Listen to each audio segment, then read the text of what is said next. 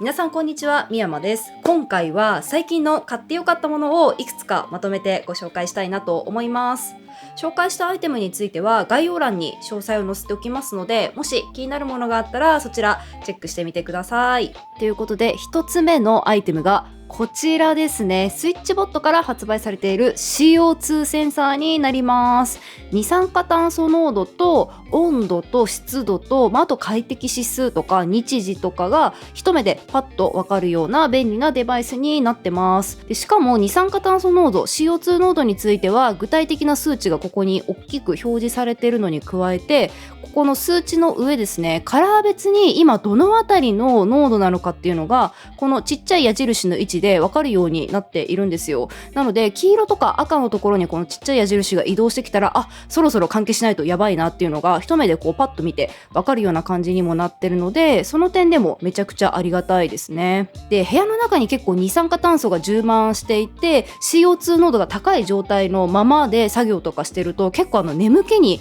負けやすかったりとか、あと集中力が低下したりみたいなことがあったりするので、在宅ワークが結構多い方にもこちら非常におすすめのアイテムですね。で、さらに同じくスイッチボットから発売されているこちらのハブ製品ですね。これを一緒に使ってあげることで、今まさにここに表示されているんですけど、天気予報機能が使えるようになったりとか、 CO2 濃度とか温度とか湿度が特定の値になった時にアラート通知を鳴らしてくれるような機能も使えるようになりますし、あとは専用アプリを使って外出先からデータを遠隔で見ることもできるようになってます。あとこのセンサーさらに嬉しいのが、電池と USB-C ケーブル給電のどちらにも対応してるんですよ。これが個人的には非常にありがたくて、私の場合は作業中はこれデスクに置いておいて、で寝るときはベッドの近くに置きたいっていうのがあったので、基本的にはこちらに電池を装着して使うような感じにしてますね。で、一応簡単な角度調整ができるようなスタンドもついているので、どこでも使いやすいっていうような感じで非常に気に入ってます。で、 CO2 センサーでいうと以前こちらのプラススタイルから発売されているものを紹介したことがあるんですよ。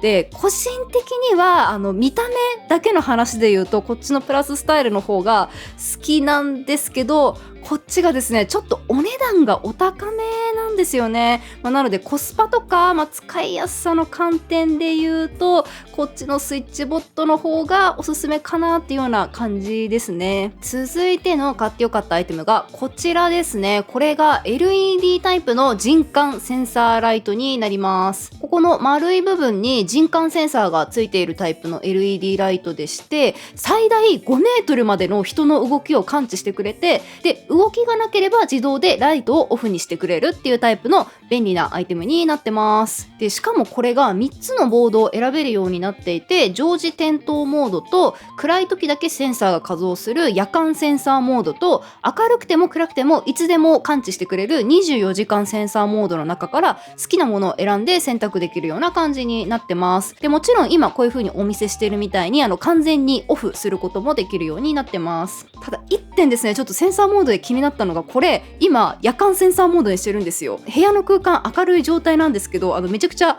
反応しちゃってますよね。こんな感じで夜間センサーモードはよっぽど明るい場所じゃない限りは結構な頻度で人の動きとかを感知しちゃうのかなっていうような感じなので、本当に真っ暗な時にしか感知してほしくないんだっていう方の場合はですね、ちょっと別のアイテムを探していただいた方がいいのかなっていうような感じですね。あとさらにライトの明るさと色温度についてもタッチパネルで調整できるようになってます。ここのですね青く光ってる部分がタッチパネルなんですけど、短めに1回押してあげることで色温度がこういう風に変わっていくような感じになってます。で、明るさの調整に関しても同じくですね、このタッチパネルの部分を長押ししてあげることでじわじわじわーっと、光の明るさを変えることができるようになってます。今が一番暗いモードですね。で、またもうちょっと明るくしたいなって時はこんな感じで長押ししてあげれば、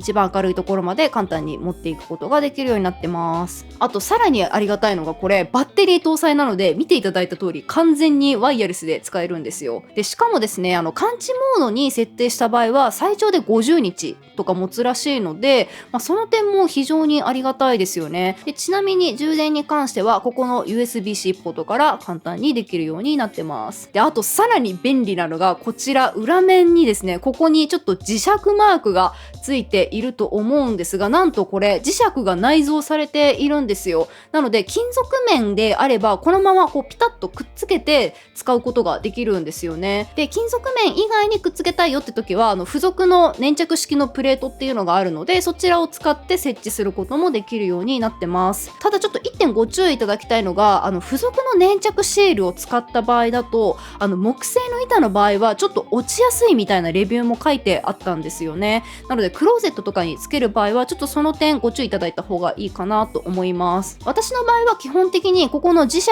を利用して防湿庫の金属面にこうパチッとくっつけて使っているんですよ。で今のところは私の手がですよ、思いっきりこの端っこにパーンって当たってポロッと落ちちゃったっていうこと以外で自然に磁力が弱くて落ちてきちゃったみたいなことはないので、割と安定して使えているかなっていうような感じです。続いての買ってよかったものがこちらです。すいません、ちょっと反射でだいぶアイテム自体が見にくくなっちゃってるかなと思うんですが、これがアンカーの体組成計ですね。体重体脂肪率はもちろんなんですけど、筋肉量とかあと基礎代謝とか骨量だったり、あと体年齢だったり健康管理のために必要な項目を全部で16項目測定できる仕様の体組成計になってます。で測定データに関してはここについているカラーディスプレイでその場ですぐ確認することもできるようになってますし、あとは Wi-Fi と Bluetooth 接続にも対応しているので、専用のアプリから過去の測定データも含めて全て確認できるような感じになってます。ちゃんと取り込み設定をしてあげれば、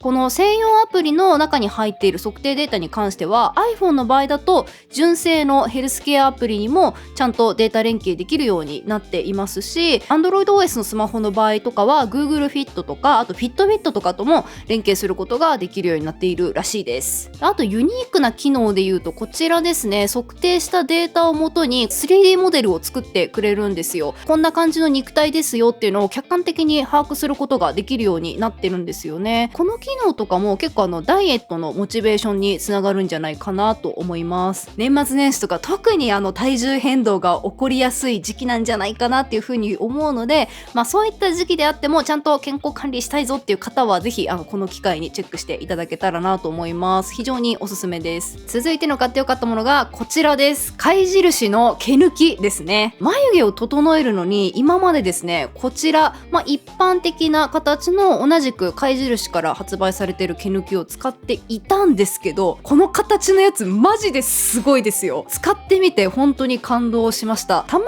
に TikTok 見てる時あるんですけど、そうすると眉毛サロンの動画とか流れてくるんですよね。サロンの方々が毎回ですね、この形の毛抜きを使ってものすごい速さで眉毛こうやってシャシャシャシャシャって抜いていくんで、そんなにすごいのかなって思って Amazon で調べて似たようなやつ買ってみたんですけど、すごいですね。これめちゃくちゃスムーズに毛が抜けます。本当に感動しました。左側が一般的な形の毛抜きで、今回購入したのが右側なんですけど、わかりますかね、この先っぽの部分の形状がちょっと違いますよね。こっちの右側の今回購入したやつの方が毛をつまむ部分がちょっとフラットな構造になっているんですよ。こっちの方がしっかりですね、毛をキャッチしてくれるような構造になってるので、狙った毛だけをしっかりとつまんで抜くっていうことができるようになってるんですよね。もうこの毛抜きのおかげで眉毛を整える時間っていうのが本当にストレスフリーになりましたね。で毛抜き自体も割と長さがあるような感じで非常に握りやすいですし、あとここですね、ここの内側にですねストッパーがあるおかげですごい強い力でギュッてつまんだ場合もですね、この毛抜き自体に過度な力がかかるのを防いでくれるんですよ。毛抜きって実はグッと強く握りすぎちゃうと、せっかく閉じてた先端がパカッと開いてしまうことがあったりするみたいなんですよね。でもこのストッパーのおかげでパカッと開いてしまうことを防いでくれるような仕組みになってるので、その点でも狙った毛をしっかりキャッチして抜くことができるっていうような工夫がされているんですよね。多分眉毛って結構年齢性別に関わらずお手入れしてる方多いかなと思ったので、ぜひですね眉毛のお手入れ今まで以上にストレスフリーに楽しみたいなみたいな方には非常におすすめのアイテムなので、ぜひこの機会にチェックしてみてください。続いてご紹介するアイテムがこちらですね。この文鎮になります。これサブチャンネルではちょっとだけご紹介したんですけど、もうこの見た目に一目惚れして購入した読書用の文鎮ですね。こんな感じで本を開いた状態のままキープするのに便利なアイテムでして、特にハードカバーの本とか参考書なんかと一緒に使うのが非常におすすめですね。で、私の場合は本を読んでる時は結構メモを取ることが多いんですよね。キーボードでだったりとか手書きでだったりとか、何かしらのメモを取るんですが、やっぱそういう時も読んでる最中のページっていうのはこういう風に開いておきたいんですよ。なのでそういった時には非常に大活躍してくれていますね。これ基本的にはもう見た目めちゃくちゃ気に入っているので、今後も使い続けるかなっていうような感じではあるんですが、客観的に見て難点デメリットを挙げるとすればですね、これ見た目の印象よりは結構軽めではあるんですよね。なのでたまに本によってはすごくですね本を閉じる力が強いタイプのものがあったりするんですけど、そういうのに使った場合ほんとごく稀になんですけどこっちの文鎮の方が、押し負けてコロコロって転がっていっちゃうみたいなことがあったりしますかね。ただよっぽど大きい本じゃない限りはなかなかですねこの文鎮が負けるっていうこともないので、大丈夫かなとは思います。で、あともう一個デメリット挙げるとすれば、これ長さがそこそこある上にですね折りたたんだりすることはもちろんできないので持ち歩きには向かないですね。もし本をこういう風に開きっぱなしにしておくためのアイテム、外出先でも使いたいよっていう場合はこれですね。これもよく紹介しているんですが、こっちのブッククリップの方がおすすめです。こうやって開きたいページにパチッと挟んで使ってあげるタイプのやつですね。このあたり本当にお好きな方を選んでいただいたらいいんじゃないかなと思います。続いての買ってよかったアイテムがこちらですね。2025年の卓上カレンダーになります。会社員時代から卓上カレンダーだけは本当にずっと使い続けていて、大体はですねこのカレンダーをじーっと見ながら今後の特に直近のスケジュールとかを考える習慣っていうのがありまして、もうないと落ち着かないんですよね。なのでほぼほぼ毎年必ず何かしらの卓上カレンダーを購入しています。で、2024年に関してはこちらですね緑から出ている MD カレンダーのこの2ヶ月を通しで確認できるやつを愛用していたんですが、これがですねちょっと良くも悪くもシンプルすぎたんですよね。あまりにシンプルがゆえに最初の頃とかは文字とか書き込まない方がかっこいいかなって思って色付けして使ってたりとかしてカレンダーに対してちょっと気を使っちゃっていたんですよね。さすがにですねもう中盤以降からは何かしら書き込まないと結構考えるのにもストレスだぞっていうことでいろいろですね予定を書き込んだりとかし始めたんですが、シンプルすぎるとやっぱ逆に脳みそのリソースをこのカレンダーを見ることに割かなきゃいけないんだなっていうふうに思い至ったので、2025年はですねある程度見た目のスタイリッシュさは確保しつつも、土曜日と日曜日はここの右端だよって分かりやすい色が分かれているようなものにしたりとか、あと祝日が一発で色が変わってて把握できるみたいな感じのものを探して今回これを購入したっていうような感じですね。あと私の場合は土日に連続した作業の予定とかを書き込むことが多かったりするので、絶対月曜始まりがいいんですよ。これがですねこのスタイリッシュなデザインプラスもう月曜始まりということで、その点でも個人的には非常にポイント高いですね。でしかもですねここの土台がブラックで結構キリッと締まったような印象になってくれるなっていうのがあって、その点も非常に気に入ってますね。あとこのカレンダーがですね紙質も結構いいんですよね。書き心地がいいんですよ。フリクション、ジェットストリーム、シャープペンシルとあとマーカー系ですね。全て試し書きしたんですけど、一般的なペンであればもう全く問題なく書き込めるような感じの紙質になってます。しかも程よいツルツル感があって非常に書き心地はいい感じです。シンプルなデザインで書き込みもできて、さらにですね月曜始まりのカレンダーを探しているよっていう方はぜひこの機会にチェックしてみてください。非常におすすめです。続いての買ってよかったものがが今こちらの iPhone に装着している有線イヤホン一式になります。まずはちょっとこのイヤホン本体から紹介していこうかなと思います。こちらが中国のリンソールというメーカーの有線イヤホンでして、でその中でも低音の美しい音色に評判のあるハイプ4というタイプのものを購入しました。私ですね、最近いろんなところでご報告してはいるんですが、K-POP にハマっておりまして、低音はそこそこいい感じに厚みがありつつも、ボーカルも高音域もこう綺麗に響いてくれる感じの有線イヤホンないかなと思っていろいろですね調べて探した結果、このハイプ4にたどり着いたんですが、いやこれがねすごいんですよ。K-POP とかアニソンとかロックとか本当に華やかな音色で鳴ってくれて、このイヤホンのおかげで音楽鑑賞がですねさらに楽しくなりました。普段じっくり音楽楽しみたいなっていう時はこういったですね開放型のヘッドホンを使うことが多かったんですよ。なんとなくヘッドホンの方がイヤホンよりもこう空間の広がりを感じやすい気がしていたのもあって、よくヘッドホンを使っていたんですが、このイヤホンに関しては、ボーカルがそこそこ耳の近くにありつつも空間の広がりみたいなものもちゃんと楽しめるような感じに私には聞こえたんですよね。なので普段ヘッドホンで音楽聴くことが多い方にも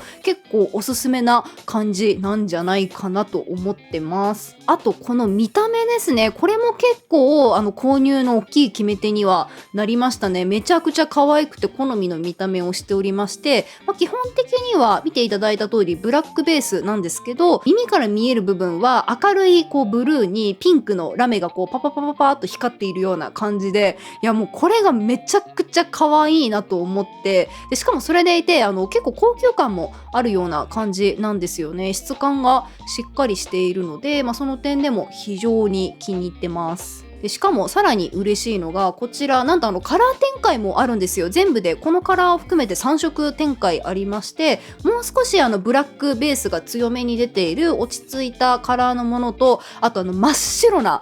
カラー展開も用意されているので、結構見た目的にも選べる幅が選択肢があるっていうのはありがたいですよね。でこのイヤホンもともとこれ 3.5mm タイプのケーブルが付属しているんですが、私はですねこれではなく先ほどお見せしたこちらの白い方ですね、先っぽが 4.4mm になっているタイプのバランスケーブルに付け替えて使用しています。こちらのバランスケーブルに関してはもうどんなものを選べばいいか全く分からなかったので、デザイン的にこのイヤホンにつけても違和感がなさそうなもので、かつですねお値段も高すぎず安すぎないものを、レビューとかいろいろ見比べて選んだっていうだけだったんですが、マジですごかったんですよ。私初めてバランスケーブル使ったんですけど、本当にびっくりして、ただでさえこの付属の 3.5mm のケーブルでもいい音で鳴ってくれてたんですよ。すごいいい音、やっぱ買ってよかったっていう風に思ったのに、この 4.4mm のバランスケーブルに変えた途端ですね、さらにもう一段階音の解像度が上がったっていうような感じで、本当に一音一音が美しく鳴り響いてくれるんですよ。くっきりした感じの解像度でめちゃくちゃびっくりしましたね。もしケーブルの付け替えが可能な有線イヤホンを持ってる方は全然このケーブルじゃなくてもいいと思うので、一度ですねバランスケーブル試してみるの超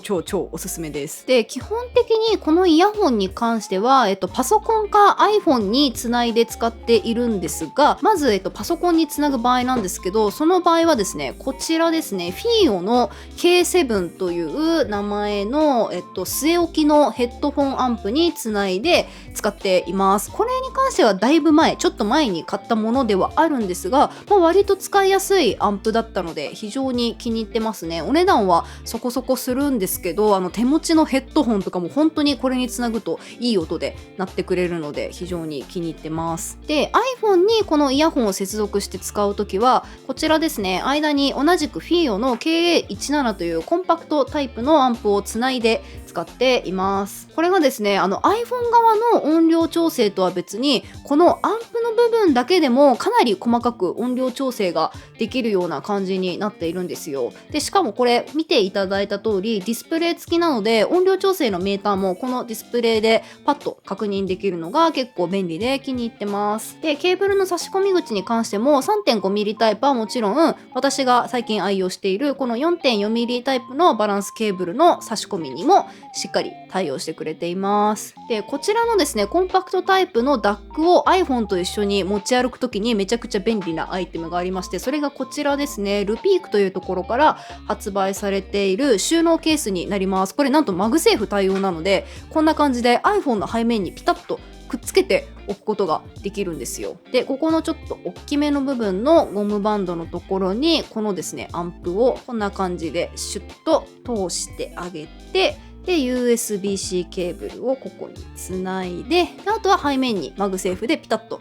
くっつけてあげるだけですね。これでもう本当に iPhone と一緒に有線イヤホンを使うのがめちゃくちゃ楽ちんになりました。で今回このイヤホン一式のおかげで、今まで以上に幅広く音楽に没頭して楽しむっていうきっかけにもなってくれましたし、あと何よりも推しちゃんたちの楽曲が本当にきらびやかに華やかな音色で聴けるようになったので、もう非常に個人的には満足しているんですが、このイヤホン本体とバランスケーブルとあとこのアンプですねを一気に揃えようとするとちょっと結構なお値段になってしまうんですが、一個一個は割とおすすめ度が高いアイテムかなと思うので、もしですねちょっと今後オーディオ沼に少しでも足をつけてみたいなっていうふうに思った方はですねぜひご参考いただければなと思います。続いての買ってよかったものは食品系のアイテムなんですが、それがこちらですね。ミロ大人の甘さ味ですね。 X でも結構バズって話題になっていたものになります。そもそもミロと言ったらですね子供向けのちょっと健康に良さそうな飲料っていうイメージがあると思うんですけど、こちらの大人の甘さバージョンに関しては通常の子供向けのミロよりも甘さが控えめになったタイプなんですよ。私自身は結構甘ったるい飲み物が苦手だったりとかするので非常に飲みやすくて気に入ってます。でこれさらに嬉しいのがカルシウムと鉄分とあとビタミン B 群とビタミン D が含まれているんですよ。特にカルシウムと鉄分あとビタミン D ですね、この3つに関しては相当食事を意識していたとしても1日の推奨摂取量をクリアしていくっていうのがかなり難しかったりするので、このミロを1杯飲むことで 100% ではないんですけどちょっと栄養素を補えるっていう点では非常にありがたい存在なんですよね。カルシウム鉄ビタミン D であればサプリがあるので、それを飲めばいい話ではあるんですが、私自身がですね体質的にカルシウムのサプリを飲むとちょっと胃痛がするっていう体質でして結構ですね難儀してたんですよね、カルシウム取るのに。でもこのミロの場合は胃が痛くなることが全然ないので、あとはこれプラス食事で補ってあげればいいということで、もう今めちゃくちゃありがたい存在で本当に1日1杯飲んでるんですよね。欠かせない存在になりつつあります。あとちょっとだけ甘いものを口にしたいなみたいな時あると思うんですけど、そういう時も、このミロだったら罪悪感少なめで楽しめますし、しかも1杯あたりのカロリーが、56キロとかなんですよね。で牛乳と割って飲んだ場合でも150キロカロリーとかなので、そこそこ罪悪感少なめに飲めるかなということで、その点でも非常に気に入ってます。ただこれちょっと 1.5 注意いただきたいのが X とかでバズってから結構品薄状態が続いているんですよね。オンラインとかで購入しようとすると高めの転売価格になっちゃってる時とかもあるので、購入の際は、Amazon の場合はキーパとか価格変動が分かるようなツールで確かめてから購入いただくのがおすすめです。続いては買ってよかったもの最後のアイテムのご紹介なんですが、最後はいつも漫画を紹介しておりまして、今回は様々な人々の日常を切り取ったこちらの漫画、志村貴子先生の短編集交わる中央環状線をご紹介したいなと思います。これがですねどのエピソードも甘くて苦くてエモくてちょっと切ないのに、でもどこか爽やかな感じのするスッと読めて心に染みる短編集となっております。で私もともと志村貴子先生の漫画がもう大好きでして、学生時代からずっと追いかけているんですが、もう相変わらずですねもうキャラクターの心理描写がめちゃくちゃリアル。ただリアルなんですけどかこうそれでいて志村貴子先生らしいこう独特の柔らかさみたいなのもちゃんとあって、いやめちゃくちゃいい漫画なんですよ。今回の短編集では本当にいろんな思いを抱いた人々が出てくるんですけど、夢を追いかけてる時にこう抱くような葛藤だったりとか、あとはこう自分だけが何かを手にした時の優越感、あとはそれとこう逆に人を出し抜いてしまった時の罪悪感とか、なんかこう一歩間違うとドローっとしそうなこう人の感情っていうのがあるじゃないですか。それをこの作品ではなんかこう柔らかく爽やかに描いているんですよ。もう読み心地が本当に絶妙なんですよね。で、今回のこの短編集に出てくる人々なんですけど、具体的にどんな人たちがいるのかと言いますと、例えばアイドルを目指している女の子たちだったりとか、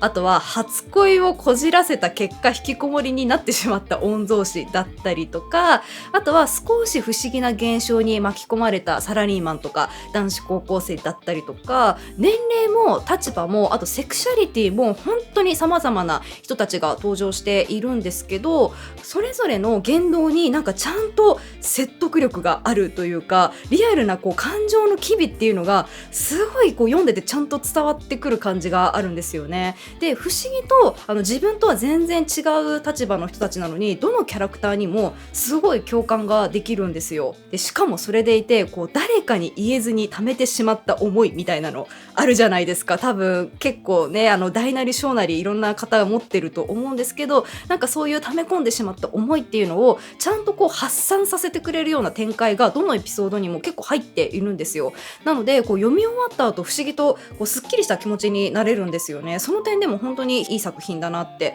思いました。で、先ほどから言ってる通りこちら短編集なので、ちょっとした隙間時間にも読みやすいですし、気になった方はぜひこの機会にチェックしていただければなと思います。ただですね、すいません、一点だけちょっとご注意いただきたいことがあって、この短編集がですね、半分ぐらいかなのエピソードにがっつり濡れ場が入っております。なので公共交通機関で読む場合は十分にご注意いただければなと思います。ちなみに今回紹介しきれなかった読んでよかった漫画についてはいつも楽天ルームに感想付きでまとめておりますので、概要欄に URL 貼っておくので、気になる方はぜひそちらもチェックしてみてください。あともう一つお知らせがありまして、最近 YouTube のメンバーシップを開始いたしました。基本的にはメンバーシップにご参加いただいた方のみ見れる限定の動画を公開しておりまして、現時点で10分から20分ぐらいの長さの動画が6本ほどご覧いただけるような感じになってます。